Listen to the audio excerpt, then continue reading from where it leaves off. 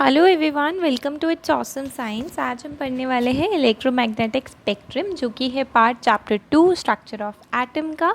Right, इससे पहले हम पढ़ चुके थे हमारी drawbacks of Rutherford model of atom की। उससे पहले हमने रदरफोर्ड मॉडल पढ़ा था और उसकी हम ड्रॉबैक्स पढ़ चुके थे। अब बात करते हैं इलेक्ट्रोमैग्नेटिक स्पेक्ट्रम की। बेसिकली इसने क्या कहा है कि visible light is a small portion of the electromagnetic radiation spectrum detected by our eyes, यानी जो हमें लाइट दिखाई देती है ना, वो बहुत ही छोटा सा पोर्शन है इलेक्ट्रोमैग्नेटिक रेडिएशन का, जो हमारी आंखें क्या करती हैं, डिटेक्ट कर लेती हैं।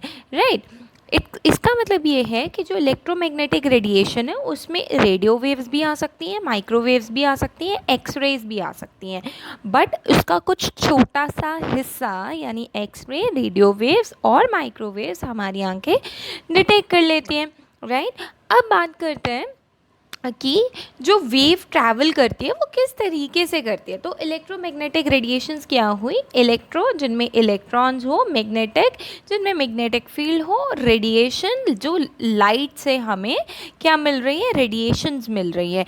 अब आपको पता है लाइट में बहुत सारी रेडिएशंस होती हैं, UV rays, gamma rays. Right, तो उसके अंदर कौन कौन सी वेव्स जो हैं हमारी आंखें जो डिटेक्ट कर पा रही है, जिनमें इलेक्ट्रोमैग्नेटिक क्वालिटी है, that is radio wave, microwaves and x rays. Right, तो these are the two components to the electric field and magnetic field. मैंने आपको बता दिया कि इलेक्ट्रिक फील्ड और मैग्नेटिक फील्ड जो होनी चाहिए दोनों ही रहनी चाहिए। तो लाइट किस तरीके से मूव करती है, क्या वेवलेंथ क्या होती है। बेसिकली वेवलेंथ होती है distance between the two corresponding waves, दो कॉरस्पॉन्डिंग वेव्स के बीच में जो डिस्टेंस होगा। जैसे अगर मैं यहाँ पे ये ड्रॉ कर दूँ वेव, ठीक है, और एक वेव से लेकर, ठीक है, ये वेव कहाँ ख़त्म हो रही है, यहाँ पर, तो एक वेव से लेकर दूसरे एंड तक दो कॉरस्पॉन्डिंग पॉइंट्स जो मिलाकर बनाते हैं, that is a wave length. Right, that is a wave length. अगर मैं एम्पलीट्यूड की बात करूँ तो एम्पलीट्यूड क्या है, इट इज़ द साइज और हाइट ऑफ द वेव। अगर मैं बात करूँ इस डायग्राम की तो आप ये देख सकते हैं कि हाइट कितनी है वेव की। राइट, हाइट कितनी है, ये जो पूरी वेव है इसकी हाइट कितनी है, और ये हम यहाँ से मापेंगे एक लाइन ड्रॉ करके। तो that is your amplitude, that is the height of the wave. Right, and next is frequency. Frequency is the number of cycles of the wave passing per second. कितनी number of cycles जो है वो एक second में पूरे कर लेता है। मान लो एक सेकेंड में वो इतने साइकिल्स पूरे कर लेता है, तो that means that it's frequency and it is expressed in hertz. Right, तो प्लैंक क्वांटम थ्योरी किसने दी थी। सबसे पहली बात अगर हम बात करें प्लैंक क्वांटम थ्योरी की, तो वो दी थी मैक्स प्लैंक ने। बेसिकली क्या कहा था उन्होंने कि black body radiation and realise that to explain the energy spectrum he had assume that. इसका क्या मतलब है, मैक्स प्लैंक ने एक ब्लैक बॉडी रेडिएशन ली, यानी एक रेडिएशन ली, और उस रेडिएशन से उन्होंने क्या देखा कि जो वेव आ रही है ना, ठीक है, वेव को उन्होंने क्या कह दिया कि उसमें जो एनर्जी लग रही है ना, दैट इज़ क्वांटाइज्ड। क्वांटाइज मतलब हम उसको चेंज कर सकते हैं। अगर हम वेव की रेडिएशंस में इलेक्ट्रिक फील्ड या मैग्नेटिक फील्ड को बदल दें तो हम एनर्जी को भी बदल सकते हैं। And light has a particle nature. Light के अंदर क्या होते हैं, पार्टिकल्स होते हैं, लाइट के पार्टिकल कैरेक्टर रहते हैं। That is what he told about. Right, अगर हम प्लैंक इक्वेशन की बात करें तो आप यहाँ देख सकते हैं E equals to H C by lambda. Lambda is use for the wave length. Right, and E equals to H V. H यहाँ पर होगा प्लैंक कांस्टेंट और V यहाँ पर जो रहेगा वो रहेगा वेलोसिटी और वेलोसिटी ऑफ लाइट। ठीक है, तो E जो हो गई आपकी energy and it depends upon the velocity. और अगर हम इसकी बात करें तो ये हमारा हो जाएगा कि एनर्जी डिपेंड करता है लाइट के पार्टिकल, लाइट के स्पीड ऑफ लाइट पर। ठीक है, C जो होगा वो स्पीड ऑफ लाइट रहेगा यहाँ पर।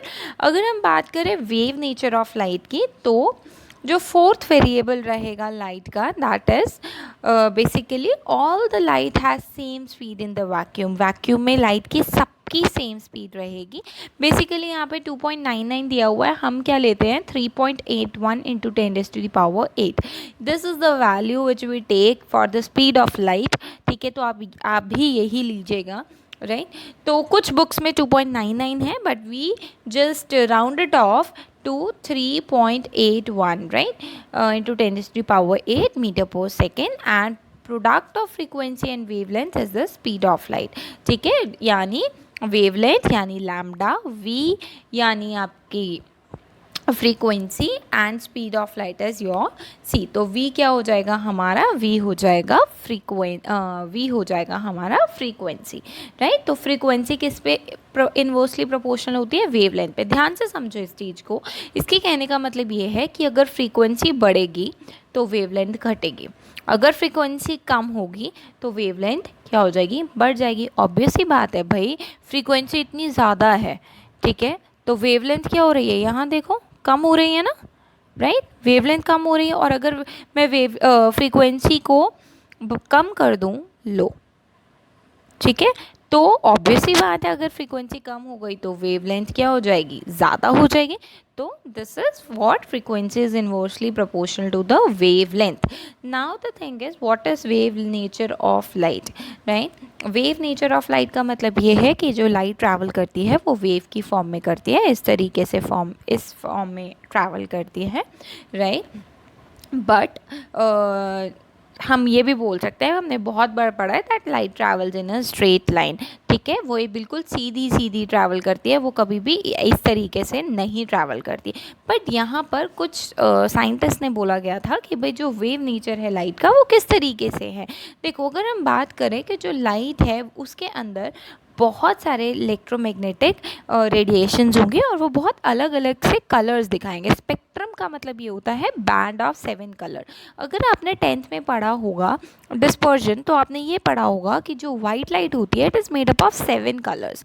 तो जब वो 7 कलर्स, राइट, वेब ग्योर जिसे हम बोलते हैं, ठीक है, तो वैसे ही लाइट के अंदर भी क्या है, वो जो 7 कलर्स हैं उसके अंदर भी कुछ क्या है, रेडिएशंस हैं। तो कौन कौन सी रेडिएशंस हैं लाइट में, gamma rays, x rays, UV rays, rays, IR, और microwave rays, FM rays, AM rays and long radio waves. ये जो वेव्स हैं ये क्या है, लाइट में पाई जाती हैं। और ये कब दिखाई देती हैं, देखो, अगर लाइट की स्पीड 10⁻16 होगी तो यूवी रेज विजिबल हो जाएंगी। 10⁻18 ये हो जाएगा आपका एक्सरे के लिए।